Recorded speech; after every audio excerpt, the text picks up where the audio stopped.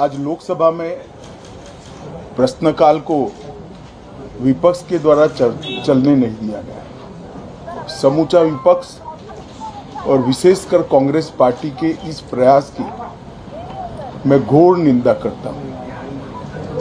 अरुणाचल में 8 की देर रात और 9 की सुबह घटी घटनाओं का हवाला देते हुए विपक्ष ने बहुमूल्य प्रश्नकाल को स्थगित करवा दिया।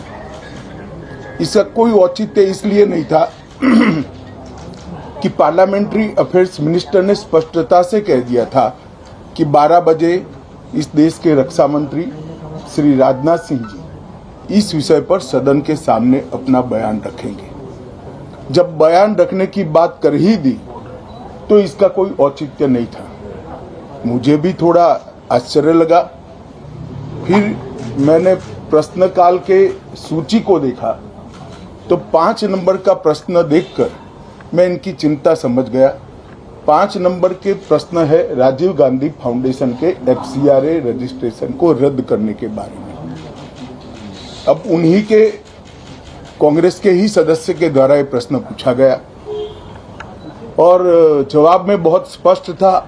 अगर तो मौका देते तो मैं सदन के पटल पर भी बताता कि राजीव गांधी फाउंडेशन को 2005-06 और 2006-07 के वित्तीय साल में चीनी दूतावास से 1,35,00,000 रुपए का अनुदान प्राप्त हुआ था। चूंकि FCRA के कानून और उसकी मर्यादाओं के अनुरूप नहीं था तो नोटिस देकर पूर्णतया कानूनी प्रक्रिया का अनुपालना करते हुए गृह मंत्रालय ने इसका रजिस्ट्रेशन रद्द किया था। फाउंडेशन ने अपना रजिस्ट्रेशन सामाजिक कार्यों के लिए करवाया है और ये जो राशि चीनी दूतावास से मिली इसका उपयोग भारत चीन संबंधों के विकास पर शोध करने के लिए ये पैसा दिया गया। अब मैं कांग्रेस पार्टी को पूछना चाहता हूं कि इन्होंने शोध तो जरूर किया होगा।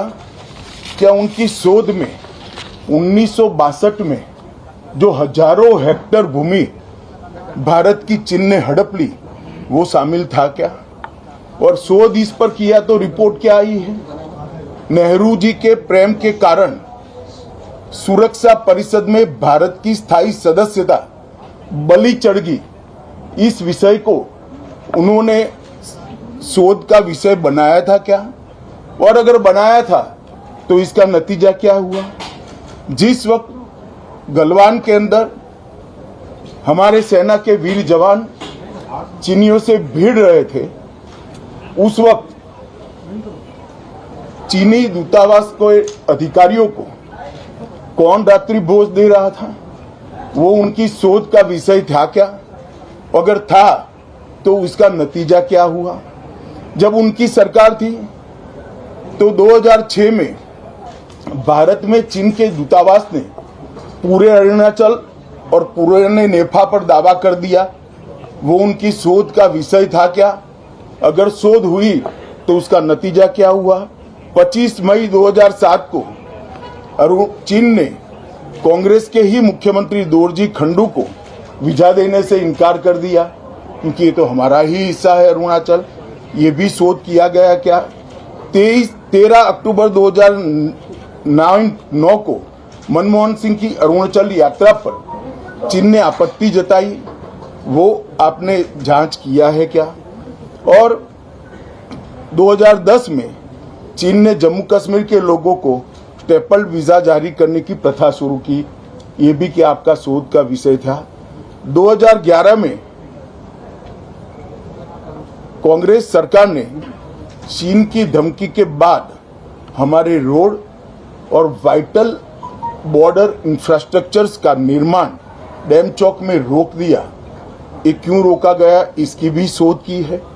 मैं कांग्रेस पार्टी को पूछना चाहता हूं, ये दोगला रवैया जनता के सामने नहीं चलता है। जनता सब देख रही है। आपके परिवार द्वारा चलाया गया फाउंडेशन, उसका FCRA रजिस्ट्रेशन चीन की दूतावास से मिले हुए अनुदान से समाप्त हुआ है। आपके ही समय में हजारों किलोमीटर भूमि अवैध रूप से हमसे हड़प ली गई है। आपके ही समय में हमें मिली हुई सुरक्षा परिषद की सदस्यता आपने निजी संबंधों को बनाने के लिए चीन की भेंट कर दी है। ये सारी जनता ये सभी विषयों को जानती है। मैं इतना स्पष्ट कहना चाहता हूं कि भारतीय जनता पार्टी की सरकार है, नरेंद्र मोदी इसके प्रधानमंत्री है, और जब तक भारतीय जनता पार्टी की मोदी सरकार चल रही है, 1 इंच जमीन पर भी कोई कब्जा नहीं कर सकता। कल अपने सेना के जवानों ने जो 8 की देर रात को और 9 की सुबह को जो वीरता दिखाई है, मैं इसकी भूरी भूरी प्रशंसा करता हूं। इन्होंने घुसे हुए सभी लोगों को कुछ ही घंटों में वापस खदेड़ दिया और हमारी भूमि का रक्षण किया है। राजीव गांधी फाउंडेशन के FCRA लाइसेंस रद्द होने का एक दूसरा भी कारण था। इस्लामिक रिसर्च फाउंडेशन की, जिसका प्रणेता जाकिर नायक है, जाकिर नायक को पूरा देश जानता है, उनसे भी 7 जुलाई 2011 को 50 लाख रुपया राजीव गांधी फाउंडेशन ने प्राप्त किया था। मैं पूछना चाहता हूं, राजीव गांधी फाउंडेशन के कर्ता धर्ता जो कांग्रेस की फैमिली पार्टी है उसी के सदस्य हैं, तो आपको ये पैसा जाकिर नाइक ने किस मकसद के लिए दिया था, इसकी भी स्पष्टता देश की जनता के सामने होनी चाहिए। धन्यवाद।